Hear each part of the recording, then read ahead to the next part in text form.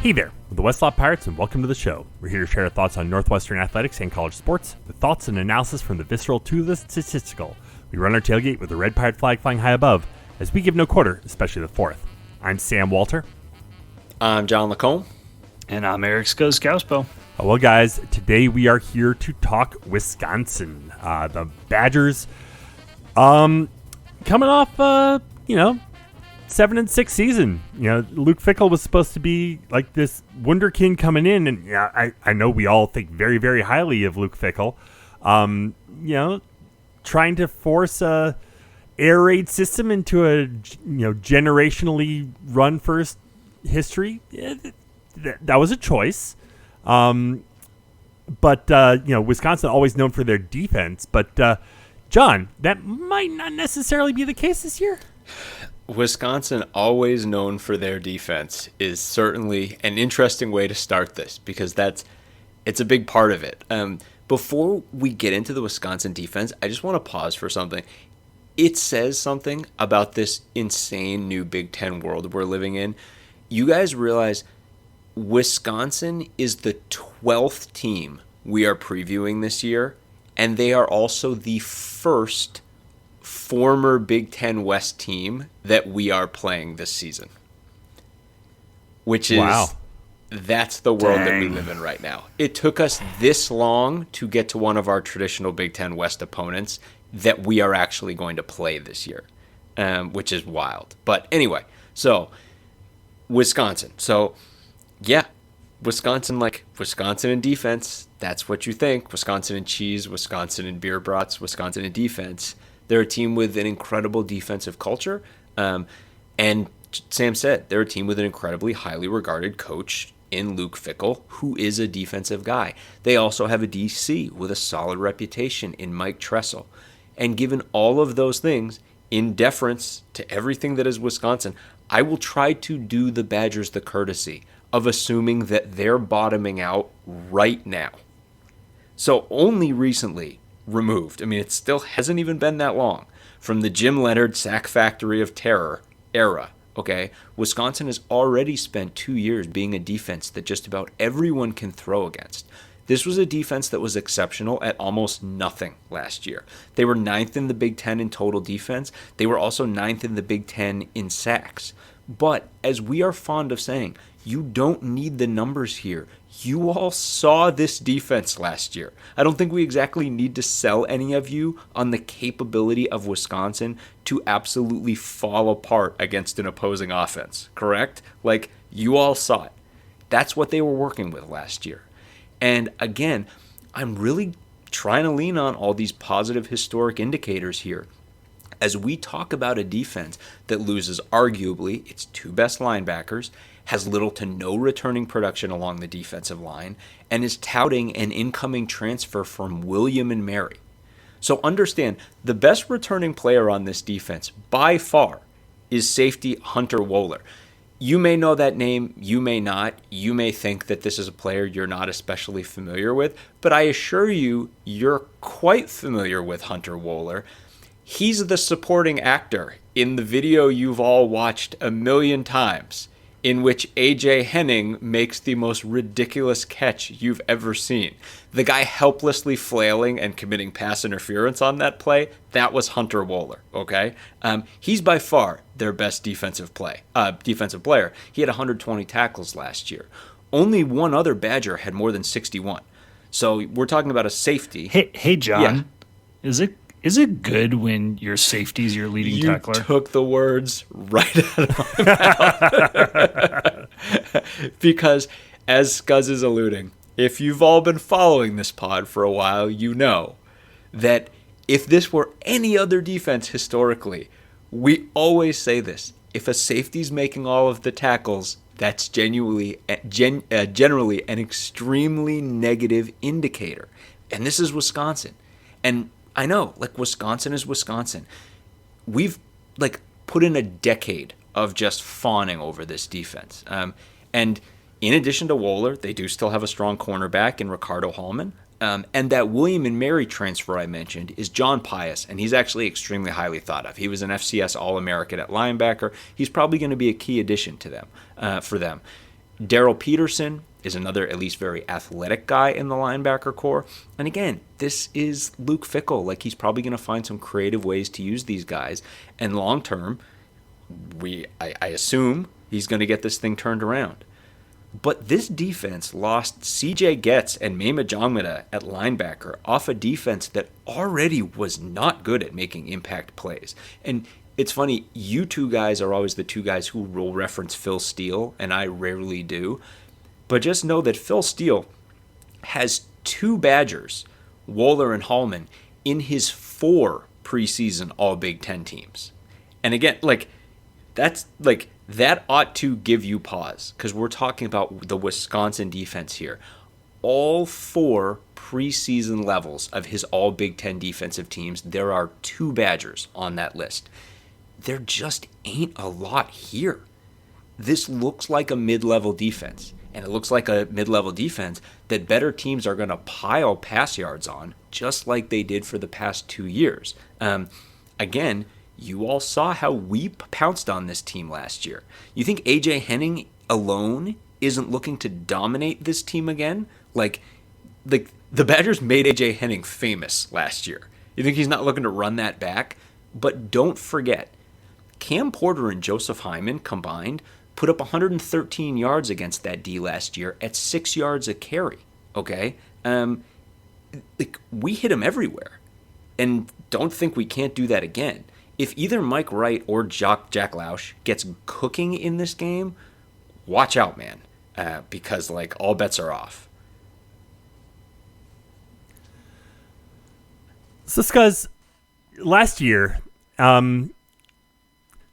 Wisconsin made the very bold move to try to install an air raid offense in Wisconsin. And I believe that you had some thoughts about that. I did. I said that it was going to be fascinating to watch. I said that I understood why they were doing it. This was not stupid on the order of what Bill Callahan brought to Nebraska all those years ago, jettisoning decades of triple option born national championships to go to a pro style offense just on a whim. The calculus, I believe, the correct calculus, I believe, in Luke Fickell's head is we want to take Wisconsin from a dominant Big Ten West team and make Wisconsin a national player to be able to compete with the best from the East, to be able to compete with the best from the SEC. And to all the points John just made, Wisconsin has had the defense, they've had the talent at running back, they've had the offensive line, and save for one magical season with Russell Wilson, they have never had the quarterback. And it's because they run a system where quarterbacks don't do anything. It's just how they've operated for years. And the game has changed. If you want to be able to recruit top flight QB and wide receiver talent and go fight for natties and a national profile, you have to bring a different offensive mentality. This is the opposite of Kirk Ferentz. It's a smart point of view and a strategy. Pulling the ripcord going into year one is a lot. And to their credit, Luke Fickell and Phil Longo kind of eventually figured out the obvious last year. The obvious being run Braylon Allen. You have an incredibly talented running back, arguably one of the best 3 running backs in all of college football. And they all but sidelined him. I mean, they really flirted with screwing this all up. They ended up winning. They ended up with a winning record, 7-6. But the Washington State game, ugly game against Rutgers, a near miss against Illinois.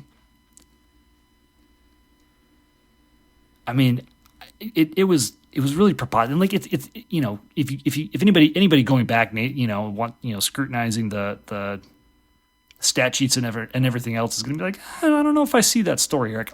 I watched this offense many times last fall, and the nature and the tenor of the games was just so off kilter. In games where Allen had 15 or more carries, Wisconsin went 6-1. They looked even better when he got 20 carries or more. Those were wins over Rutgers, Illinois, Nebraska, and Minnesota. The real problem wasn't ignoring Allen, though. It was giving Tanner Mordecai too much of the ball. And in some of those games, Rutgers, Illinois, like Mordecai is handling the ball way too often in the first half. They get into the second, they knuckle down, they run. It's like the opposite of Northwestern in 2009. In 2008, Northwestern spent the first half of every game just callously and brutally throwing RB Fields into the middle of the line, the teeth of the defense, getting 0 yardage. And then at halftime, they go, shit, what are we going to do, guys? And they'd say, hey, Mike Kafka, how about you go throw for 400 yards and win this game? It's what happened every effing week. We watched it. I didn't know I was gonna get triggered by you taking us back to this. I mean, but this is like the opposite of that. In 3 of their 4 losses, Mordecai attempted over 40 passes and carried the ball close to 10 or more times. Those were the only games. Those 3 losses. Those were the only games in which he had more than 50 touches. It's funny too because I remember Rod Hurd ripping the ball out of Mordecai's hands in our game, and that my exact reaction prior to that happening was like, this guy does not look like he should be running downfield with the ball, and I don't know why they're doing this. Yeah, he wasn't a horrible turnover machine. He only threw 4 picks, lost a handful of fumbles, but and I will freely admit, like, losses in football are correlated with quarterbacks throwing more passes because you're down late in the game, you throw more passes, etc. But this is a team with what was an A-plus defense and an A-plus running game, and this staff came in and got rid of Jim Leonard and then turned the offense on its head. You mean Jim Leonard, the defensive backs coach for the Broncos? Yeah, it's just really weird. I just why I just don't know why you would take a team that is built to run people over on offense and immediately pull the ripcord to go air raid. It was a real hubris moment. And now again, to their credit, they ultimately got it right. Allen had over 20 carries and Mordecai only 30 to 35 touches the final 2 games. They're both wins, beating Nebraska and winning on the road at Minnesota. 2, reasonably tough games, secured a winning season for Wisconsin. So they got there in the end. Again, I understand the decision. The strategy, the long-term vision here is correct. It is the right thing for them to be doing, especially because, unlike I think this version of the air raid, especially if you look at what Fickell did at Cincinnati, there's still a huge running component. Like this is not abandoning the identity of a team as a running team. It's just like you can't take your players and shift them. This is the opposite of what Zach Lujan keeps talking about with Northwestern this year, of like set your players up for success, adapt what you do to work with the skills you have, and that is not what Wisconsin did last year. So how do they progress going forward? The giant question: does this offense actually evolve, or does it still look broken in 2024? So they bring back a lot of the same guys on offensive line. They bring back a ton of experience. Jake Renfro and Joe Huber both transfers from Cincinnati that came up with Fickell last season. They had some quality young talent as well. I think with a year in the system, they can more purposely transition to that air raid. The pass blocking that Longo wants. A big part of this is bringing in a transfer quarterback. Tyler Van Dyke comes in from Miami. Mordecai is out. Now, Van Dyke is another air raid QB, just like Mordecai was. He was never as prolific at Miami as Mordecai was at SMU. But he does look to be an upgrade on what the Badgers QB could do last year, in my opinion. And most importantly, he doesn't run much with the ball. This should help keep Wisconsin from falling into the same trap they ran into last year. But there are two critical exceptions. One, Braylon Allen ain't around anymore. They returned Ches Malusi, who was an LSU transfer a couple years ago, and pretty much all the rest of the running backs. They had a great-looking recruit in Dylan Jones, but Allen was a special talent. Everybody who watched him over the last 4 seasons could see that. And to that point, we've seen Malusi just totally fail to match Allen's production in the same system for 3 years running now. There's been plenty of times where Allen has gone down hurt, and Malusi's been the number one guy. That happened, midway through the season last year, and it didn't look good. Malusi has also struggled to stay healthy. So unless this young guy really hits, can this group be productive behind this line? I think yes, but they're going to be relying on Van Dyke in the passing game more this year than they were than they were last year when if it wasn't working they could go to Allen in that running game. Number 2, and this is probably the bigger problem. Van Dyke threw interceptions last year at 3 times the rate Mordecai did. Ooh. Ruh-roh. Tough Big Ten defenses, a QB that doesn't run much or have much escapability, who likes to force throws. That sounds great. To be a recipe for success, yeah. Yeah. Another factor I think is going missing this year. The best wideout on Wisconsin last year was Will Pauling. He's back, but the most explosive guy on their team was Kymir Dyke. He's gone, and I do not see a clear replacement for him. They got a transfer from USC and C.J. Williams a couple years ago. Bryson Green was a pretty good player last year. But if they're going to really run air raid, they need some downfield targets to emerge ASAP. And I don't see those guys on the roster right now. Now, maybe they emerge. Maybe there's some developing talent. Maybe they can figure it out. The O-line can block. They gave up 23 sacks last year. That's high for Wisconsin standards, but kind of low for college football standards, especially like more heavy passing attacks. So that could help, but I don't know, guys. If Van Dyke can play more like he did as a freshman at Miami, elevating his yards per attempt and avoiding some of those picks, the talent around him should be enough to take Wisconsin back into the high 20s in per scoring. If he struggles though, and the running game can't be the fallback option like it was last year, there's a chance that this air raid experiment and Fickell are on legitimately thin ice in year 2 in Madison, which it seems like an insane thing to say based on how we felt about this situation 18 months ago. Seriously, wow. Yeah, that is wild. It's hard to kind of wrap your head around that, especially as much as we really think highly of Luke Fickell. You guys remember the year that Tanner McAvoy was the quarterback for Wisconsin? Yeah. Yeah. The year he, fed Godwin Igwebuike three picks in that one game. Mm-hmm. Yeah. This just has all the feelings of that. But I mean, without I don't know if that's wishful thinking on my part or if this train could really go off the tracks. Again, I don't have the numbers in front of me right now, but I will almost guarantee you that whatever offense was on the opposite, was on that. I mean, whatever defense Wisconsin was rolling out in that Tanner McAvoy game was an order of magnitude above what they're going to have on defense this year. So, Sam, you can take us through the schedule, buddy, and then we can go from there. If you or a loved one is seriously injured by someone else's negligence, hire Kent Simpson of the Simpson Law Group. After over a decade prosecuting murder cases in Chicago, Simpson opened his own firm focused on wrongful death and personal injury cases. He specializes in car, truck, motorcycle, boat, and other transportation accidents, as well as construction accidents, medical negligence, slip and falls, product liability, and more. Millions recovered for clients. No fee unless he wins. The Simpson Law Group. Compassion, empathy, and vigorous advocacy. Go to simpsonlawgroup.com or call 312-332-2107 for a free consultation. And go Cats. Yeah, I was just going to say they open up the season at home against Western Michigan. Then they get South Dakota. Anything after that?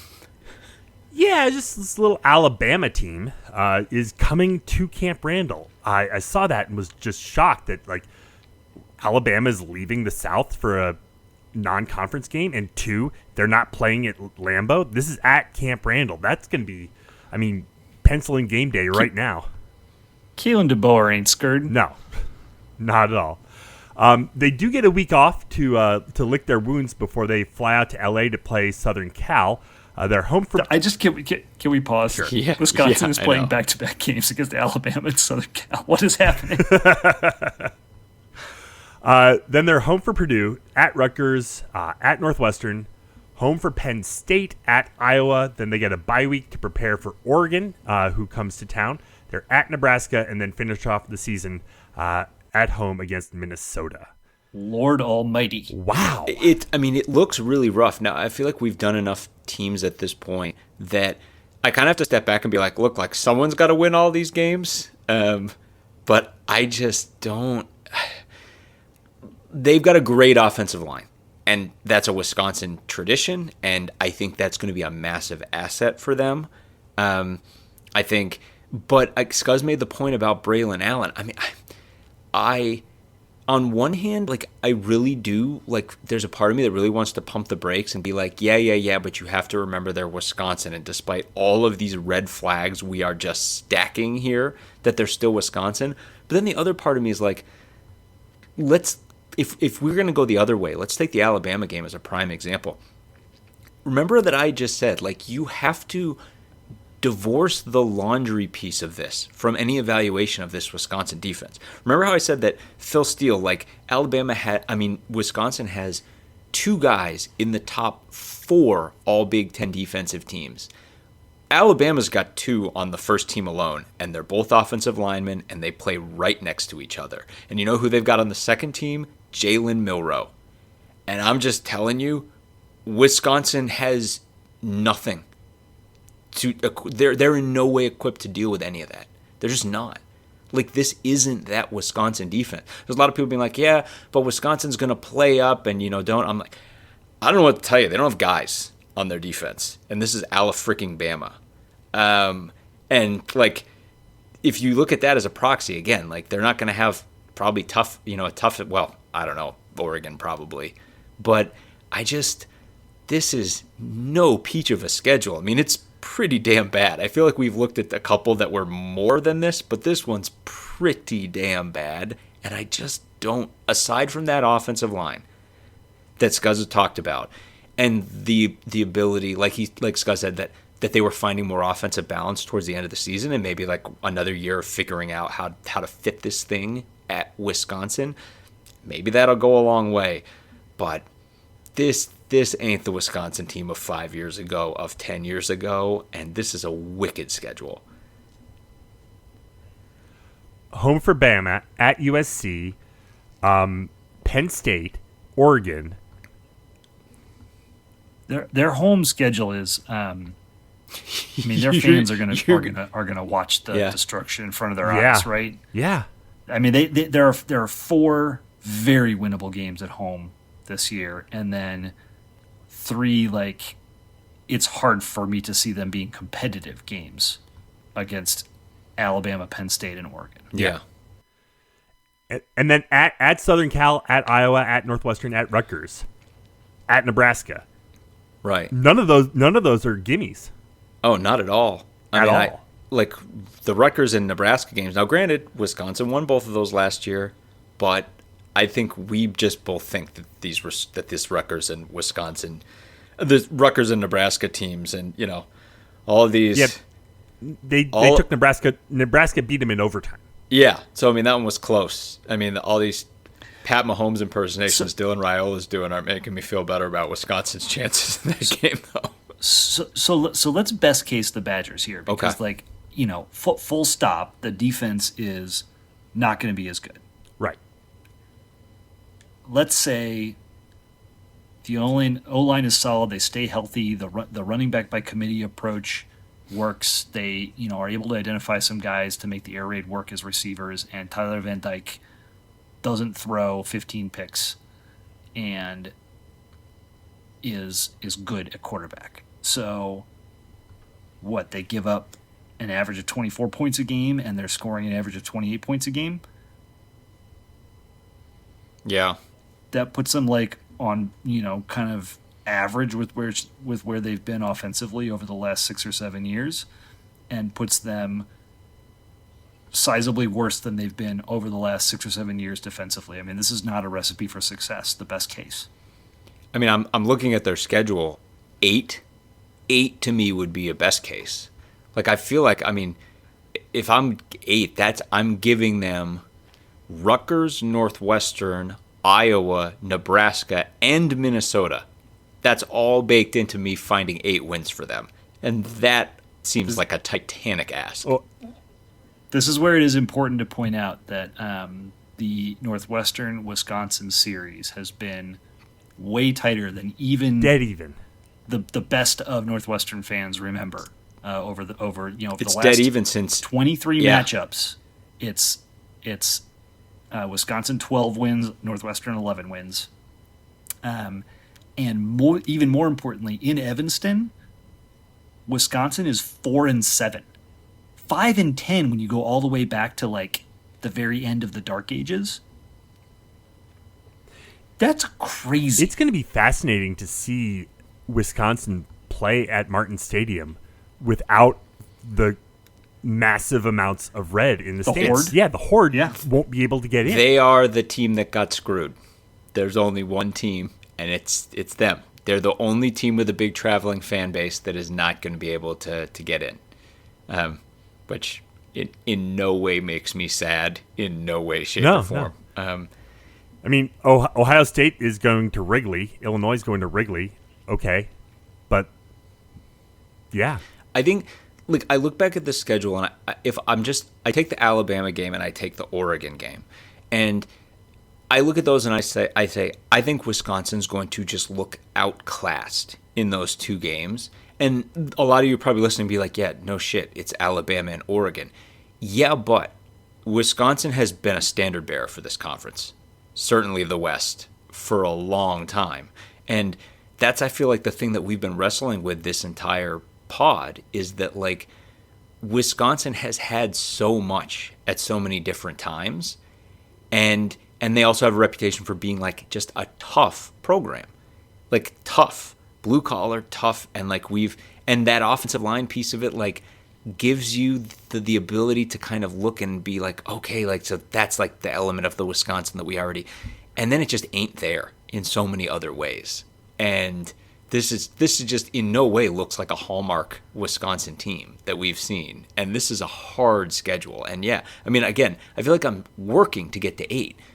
I feel like I'd be comfortable saying like a 7-5, and running back 7 wins just like they had last year. But at the same time, I don't know exactly where those 7 wins are going to come from.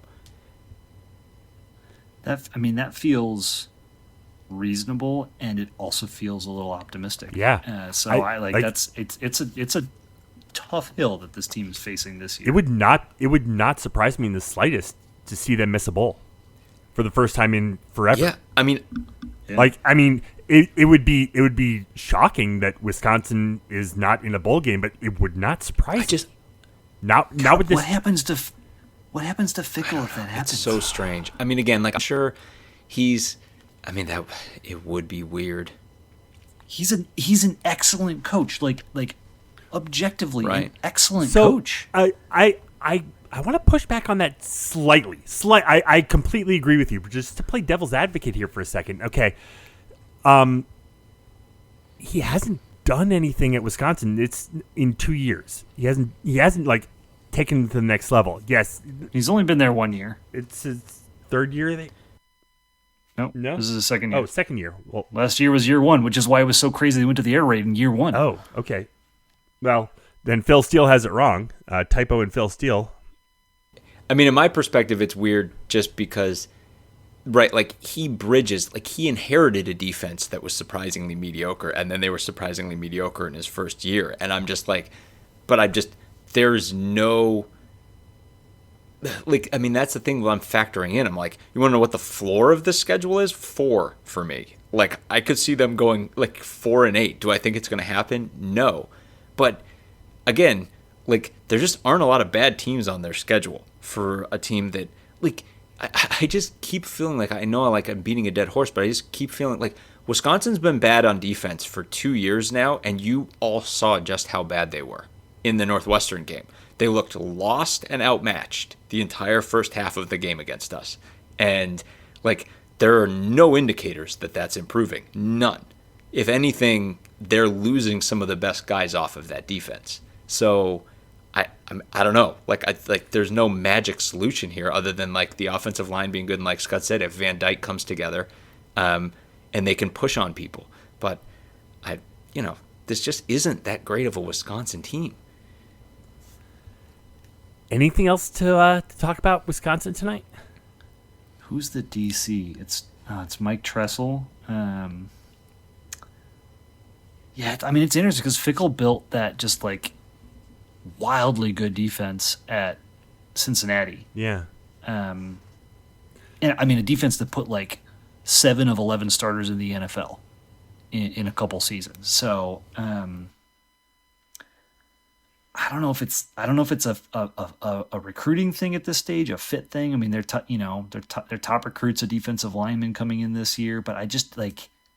And he brought his whole brain trust, but it just like this is one of those, like, John, you talk about this all the time. Identity and culture are maybe the most important and ephemeral things in college football. And this might be a case where, like, on paper, it all should make so much sense, but in real life, it can't clear that hurdle.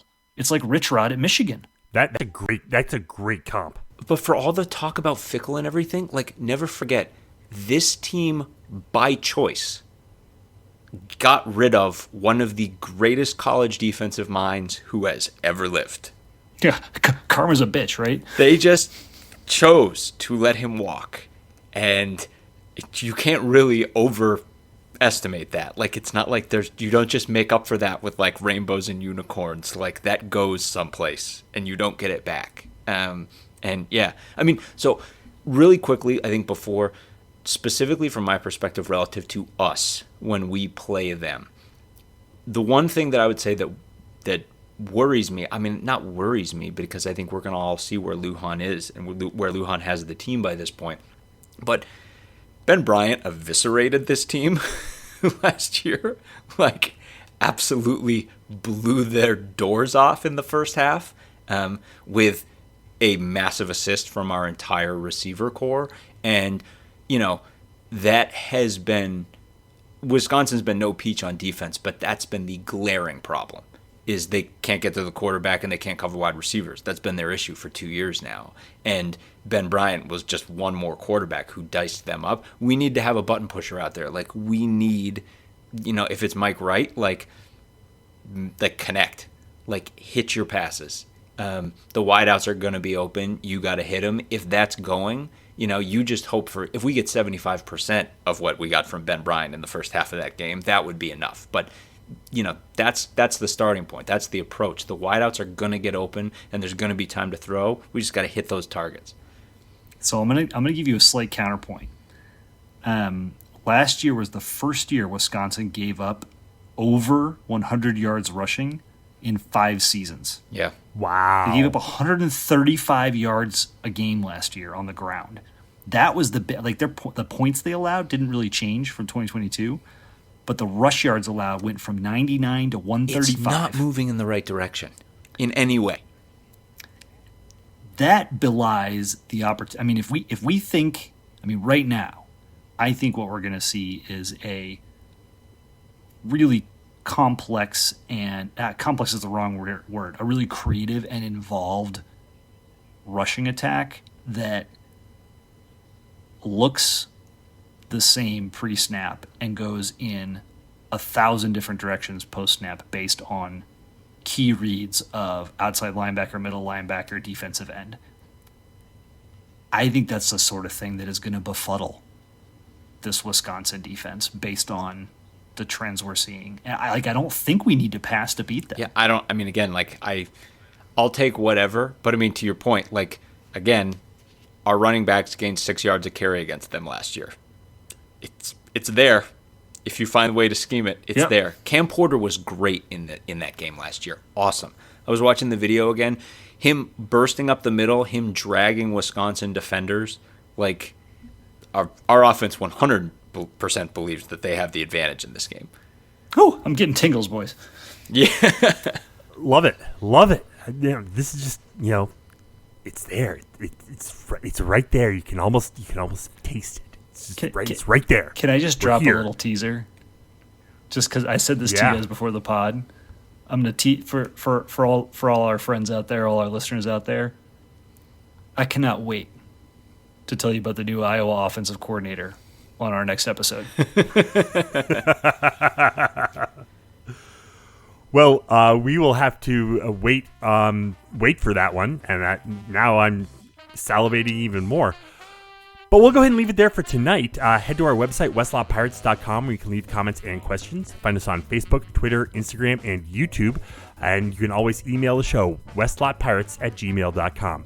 Tune in next time as we give our visceral and statistical views on Northwestern athletics, and look for us in the west lot of Ryan Field flying the red pirate flag, because we give no quarter, especially the fourth.